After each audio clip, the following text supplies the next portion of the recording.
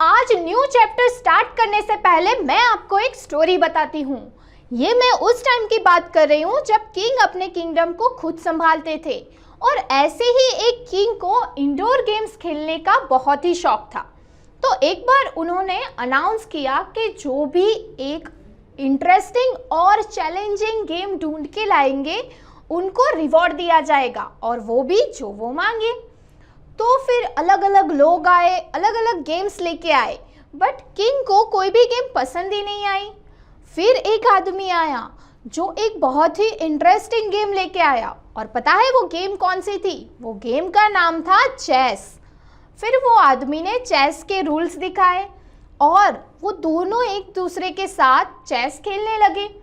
King को ये game खेलना बहुत ही पसंद आया और ये गेम उनको बहुत ही अच्छी लगी, बहुत ही दिलचस्प और चैलेंजिंग लगी।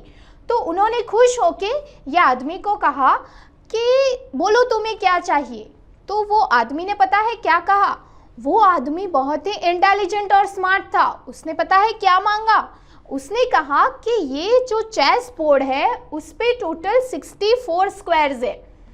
तो फर्स्ट स्क्वायर पे एक गेहूं का दाना, दूसरे स्क्वायर पे 2, तीसरे स्क्वायर पे उसके डबल 4, फोर्थ स्क्वायर पे 8, ऐसे ही दानों को डबल करते करते 64 स्क्वायर तक आने पे जितने दाने हो रहे हैं उतने दाने वो आदमी को चाहिए थे।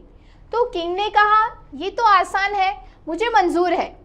तो फिर किंग काउंट करने लगे और 15th स्क्वायर 16th स्क्वायर तक आते आते तो वो काउंट करते करते थक गए। 20th स्क्वायर पे आके वो बोलने लगे कि अरे बाप रे कितने सारे गेहूं के दाने हैं। आप देखो 20th स्क्वायर पे कितने दाने हैं। तो आपको पता है टोटल 64th स्क्वायर तक पहुंचते पहुंचते कितने सारे गेहूं के दाने हो गए हैं।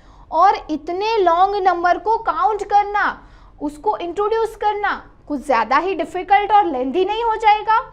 तो उसी को रिप्रेजेंट करने के लिए इंट्रोड्यूस हुआ एक्सपोनेंट्स एंड पावर, जो कि हमारा न्यू चैप्टर है जिसके बारे में हम पढ़ने वाले हैं। ओके, तो जैसे हमने अभी बात की कि बहुत ही लॉन्ग नंबर हो, वैसे ही कोई नंबर ऐसा भी हो जो बहुत ही स्मॉल हो और ऐसे नंबर्स को हैंडल करना हो तभी हम एक्सपोनेंट्स और पावर्स का यूज़ करते हैं। ठीक है, तो अब मैं आपको कुछ इंटरेस्टिंग से फैक्ट्स बताने वाली हूँ। जैसे कि what is the age of universe? आप देख रहे हो कितना लॉन्ग नंबर है। वैसे ही पॉपुलेशन ऑफ इंडिया देख रहे हो कितना लॉन्ग नंबर है। वैसे ही अगर बात करें तो हम रहते कहाँ पे है? अर्थ पे। और what is the mass of अर्थ? पता है आपको? देखो मैं बताती हूँ। देख रहे हो कितना लॉन्ग नंबर है? That is the mass of earth. और वैसे ही what is the distance between sun and earth? कितना लॉन्ग नंबर है। तो ऐसे ही लॉन्ग नंबर्स, या फिर मैंने जैसे आगे बात की कि कोई बहुत ही स्मॉल नंबर हो तो उसके कुछ एग्जांपल्स देती हूँ मैं यहाँ पे आपको। जैसे कि बैक्टीरिया की साइज, या फिर रेड ब्लड सेल्स की साइज, या फिर बात करें हम प्लांट सेल्स की, तो इसके भी जो साइज दिख रही है वो कितने स्मॉल नंबर है? 0.0000, राइट। तो ऐसे ही बहुत ही लार्ज नंबर और स्मॉल नंबर जिसको रीड करने में, कैलकुलेट करने में, कंपेयर करने में भी हमें बहुत दिक्कत हो, इसी नंबर्स को शॉर्टेस्ट वे में, कन्वीनियंट वे में रिप्रेजेंट करने के लिए एक्सपोनेंट्स और पावर्स को समझना बहुत ही ज़रूरी है। तो ये एक्सपोनेंट्स को हम रिप्रेजेंट कैसे करेंगे वो भी देख लेते हैं। देखो यहाँ पे मैं एक एग्जांपल ले रही हूँ, जैसे 100। अब 100 को हम क्या लिख सकते हैं? 10 × 10, यानी यहाँ पे क्या हुआ? 10 को 2 टाइम्स मल्टीप्लाई किया। वैसे ही अगर बात करें थाउजेंड्स की तो यहाँ पे 1000 यानी हम क्या लिख सकते हैं? 10 × 10 × 10, यानी यहाँ पे 10 को 3 टाइम्स मल्टीप्लाई किया। वैसे ही 10,000 में 10 को 4 टाइम्स मल्टीप्लाई किया। तो ऐसे ही कोई भी नंबर्स अगर दिए गए हो और उसको इतनी बार मल्टीप्लाई करके लिखोगे तो बहुत लेंथी हो जाएगा। तो उसको शॉर्टेस्ट वे में कैसे लिख सकते हैं? तो यहाँ पे फर्स्ट एग्जांपल में देखो 10 को 2 टाइम्स मल्टीप्लाई किया है। इट मीन्स हम लिख सकते हैं 10 to the power 2, जिसमें ये 2 क्या होगा? 2 होगा एक्सपोनेंट और 10 क्या होगा? 10 होगा बेस। वैसे ही 1000 में 10 को 3 टाइम्स मल्टीप्लाई किया है, यानी हम लिख सकते हैं 10 to the power 3, जिसमें 3 होगा एक्सपोनेंट और 10 होगा बेस। वैसे ही 10,000 में 10 को 4 टाइम्स मल्टीप्लाई किया है, इट मीन्स हम लिख सकते हैं 10 to the power 4, it means 4 is the exponent and 10 is the base. तो इसी तरह से ऐसे लॉन्ग नंबर को रिप्रेजेंट किया जाता है। वैसे ही एक दो और एग्जाम्पल ले ले, जैसे सपोज करो कि ऐसा कोई एग्जाम्पल है 3/2 to the power 4, it means हम क्या कह सकते हैं कि 3/2 को 4 टाइम मल्टीप्लाई किया है, राइट। वैसे ही एक दो और एग्जाम्पल ले, जैसे 5 to the power 10, it means 5 को 10 टाइम्स मल्टीप्लाई किया है, राइट। तो इतना लॉन्ग नंबर आप लिखने जाओ, उससे अच्छा 5 टू द पावर 10 लिख दो, तो वो इजी रहेगा, राइट। वैसे ही स्टूडेंट्स इन जनरल अगर हम बात करें तो कोई भी नंबर हो जैसे कि a और उसका पावर हो n, तो उसका मीनिंग है कि a को n टाइम्स मल्टीप्लाई किया है। तो ऐसे सभी नंबर्स को कहते हैं पॉजिटिव इंटीग्रल ऑफ पावर, ठीक है। वैसे ही अगर कोई नेगेटिव नंबर दिया गया हो, जैसे कि 5 टू द पावर -3, आप देख रहे हो यहाँ पे ये जो एक्सपोनेंट की वैल्यू है वो माइनस में है, राइट। तो ऐसे नंबर्स को भी हम कैसे लिखेंगे? तो ऐसे नंबर्स को हम पॉजिटिवली लिख सकते हैं। कैसे? तो जो भी नेगेटिव पावर है उसको हम 1 में लिख के पॉजिटिव कर देंगे, जैसे 1/5 टू द पावर 3। वैसे ही सपोज करो कि 1/2 टू द पावर -6, तो उसको हम कैसे लिख सकते हैं? 1/1/2 to the power 6, it means ये पॉजिटिव हो गया। अब उसका मीनिंग तो आपको पता ही है। वैसे ही कोई एक और नंबर दिया गया हो, जैसे कि 1 टू द पावर -10, तो उसका मीनिंग क्या हुआ? That is equals to 1/1 to the power 10, और 1 टू द पावर 10 यानी फर्क तो कुछ पड़ेगा नहीं, आंसर वही आएगा 1, राइट। यानी इस तरह के अगर कोई नेगेटिव नंबर्स दिए गए हो तो उसको भी हम पॉजिटिव नंबर्स में कन्वर्ट कर सकते हैं। और यही सारे नेगेटिव नंबर्स को इन जनरल हम लिखे तो क्या लिख सकते हैं कि a टू द पावर अगर -n है तो उसको हम कैसे रिप्रेजेंट कर सकते हैं? That is equals to 1/a⁴n। समझ गए बात को? तो इसी को कहते हैं negative integral of the power, ठीक है।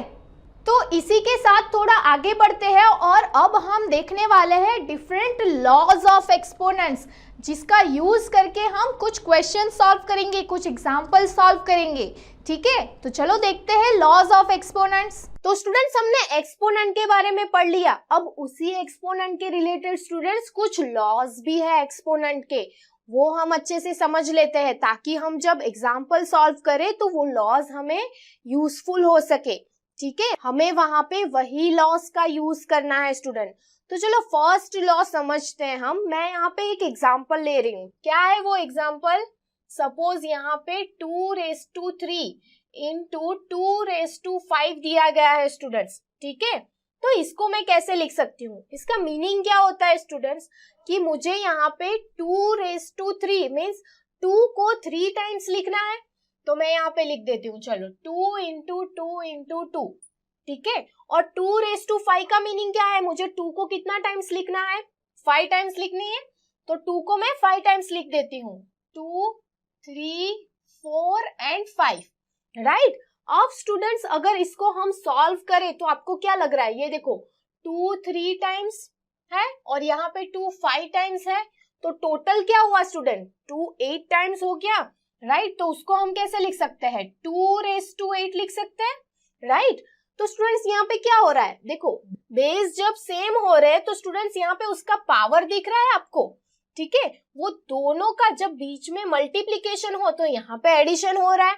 देखो एक दूसरा एग्जाम्पल भी देखते हैं स्टूडेंट्स। दूसरे एग्जाम्पल में क्या दिया हुआ है? यहाँ पे -5⁻2 इंटू -5⁻3। तो यहाँ पे क्या लिखना है स्टूडेंट्स? दोनों के बीच में मल्टीप्लीकेशन है और -5 को 2 टाइम्स लिखना है, मीन्स -5 इंटू -5, राइट। यहाँ पे कितना टाइम्स लिखना है? 3 टाइम्स लिखना है, -5 इंटू -5 इंटू -5।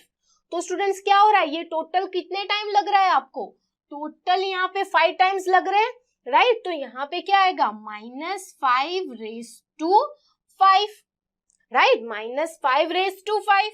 तो स्टूडेंट्स यहाँ पे भी क्या हो रहा है, दोनों के पावर का एडिशन हो रहा है। जब यहाँ पे दोनों के बेस सेम हो तो यही हो रहा है ना स्टूडेंट्स। तो इससे कंक्लूजन क्या निकलता है स्टूडेंट, कि जब भी हमारे पास कोई ऐसा नंबर हो या फिर ऐसा कोई वेरिएबल हो जहां पे हमारे पास बेस सेम हो और दोनों मल्टीप्लिकेशन में हो और पावर डिफरेंट हो, तो क्या होगा स्टूडेंट्स, वो दोनों का क्या होगा, एडिशन होगा। तो उसके ऊपर से स्टूडेंट्स हमारा फर्स्ट लॉ है, यहाँ पे हमारा फर्स्ट लॉ है, इसको अगर हम एक वेरिएबल दे दे a, तो क्या होगा, a⁻m। स्टूडेंट्स 3 को मैंने m ले लिया, राइट, यहाँ पे जो 2 था उसको m ले लिया। यूनिवर्सल लॉ क्या होगा, a⁻m इनटू, स्टूडेंट्स पावर का बेस तो सेम ही है, इसलिए a⁻n, दोनों के बेस सेम है पर पावर अलग अलग है और बीच में मल्टीप्लिकेशन है। तो क्या होगा स्टूडेंट्स, इसको हम ऐसे लिख सकते हैं a⁻m + n, राइट। समझ में आया स्टूडेंट्स कैसे किया, जब दोनों का बेस सेम हो और बीच में मल्टीप्लिकेशन हो स्टूडेंट्स, तो दोनों के पावर का क्या होगा, एडिशन होगा, राइट। समझ में आया स्टूडेंट्स। तो देखो नेक्स्ट लॉ क्या कह रहा है, तो स्टूडेंट्स हमारा दूसरा लॉ क्या है, जैसे हमने यहाँ पे मल्टीप्लिकेशन किया वैसे ही स्टूडेंट्स हम अगर डिवाइड करके देखें तो क्या हो रहा है, चलो देखते हैं। सपोज इन एग्जाम्पल स्टूडेंट्स यहाँ पे मैंने दिया है 7⁵5 को हम डिवाइड करते हैं 7⁵3 से, तो क्या होता है, क्या दिया गया है, सबसे पहले तो यहाँ पे 7⁵5, तो स्टूडेंट 7 को कितने टाइम लिखना पड़ेगा, हमें 5 टाइम लिखना पड़ेगा, राइट। तो चलो 5 टाइम हम 7 पहले लिख लेते हैं, right. Divided by 7⁵3 means 7 × 7 × 7, right. तो स्टूडेंट्स क्या हो रहा है, अगर आप देखो तो यहाँ से ये 7 कैंसिल हो रहा है, वैसे ही ये 7 भी कैंसिल हो रहा है और ये 7 भी कैंसिल हो रहा है, राइट। तो स्टूडेंट्स क्या रिमेनिंग है यहाँ पे, 7 और 7 2 टाइम्स ही रिमेनिंग है, तो हम क्या लिख सकते हैं यहाँ पे 7⁻², राइट। स्टूडेंट्स एक और एग्जांपल भी देखते हैं, देखो दूसरे एग्जांपल में क्या दिया गया है, 1/8⁶ डिवाइडेड बाय 1/8�2। तो अब क्या होगा स्टूडेंट्स, देखो यहाँ पे सबसे पहले तो हमें डिवाइड करना है, राइट। 1/8 कितना टाइम दिया गया है स्टूडेंट्स, 6 टाइम दिया गया है, तो 1/8 ऐसा हमें कितनी टाइम लिखना होगा, 6 टाइम लिखना होगा स्टूडेंट्स। तो चलो सबसे पहले हम वही लिख देते हैं, ठीक है। डिनोमिनेटर में क्या दिया हुआ है, 1/8 2 टाइम दिया हुआ है, तो वो भी लिख दिया हमने, राइट। अब स्टूडेंट्स क्या हो रहा है, अगर हम डिवाइड करें तो ये दोनों टर्म एक दूसरे के साथ कैंसिल हो रही है, तो रिमेनिंग क्या बच रहा है स्टूडेंट्स, 1/8 हमारे पास 4 टाइम्स है, तो हम उसको कैसे लिख सकते हैं, 1/8⁴ ऐसा लिख सकते हैं, वो 4 टाइम्स है ना स्टूडेंट्स, तो 2⁴ लिख सकते हैं, ये हमने आगे देख लिया। तो स्टूडेंट्स ये दोनों एग्जाम्पल पे से आपको क्या समझ में आ रहा है, कि हम जब दोनों सेम बेस को डिवाइड करते हैं, ठीक है, तो उसके पावर में क्या हो रहा है स्टूडेंट, सब्सट्रैक्शन हो रहा है।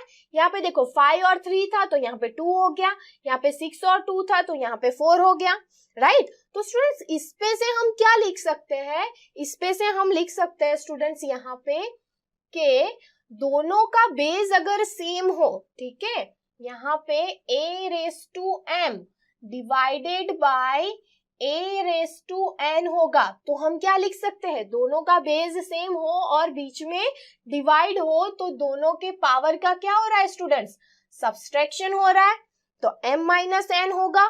तो स्टूडेंट्स ये हमारा सेकेंड लॉ हो गया, समझ में आया स्टूडेंट्स। यहाँ पे मल्टीप्लिकेशन था तो दोनों के पावर का एडिशन हो रहा था, और यहाँ पे डिवीजन था तो दोनों के पावर का सब्सट्रैक्शन हो रहा था। पर ये लॉ कब अप्लाई कर सकते हैं स्टूडेंट, जब हमारे पास दोनों टर्म में बेस सेम हो। देखो यहाँ पे भी बेस सेम है, यहाँ पे भी सेम है, यहाँ पे भी सेम है और यहाँ पे भी सेम है, तो स्टूडेंट्स जब सेम बेस हो तभी हम ये अप्लाई कर सकते हैं।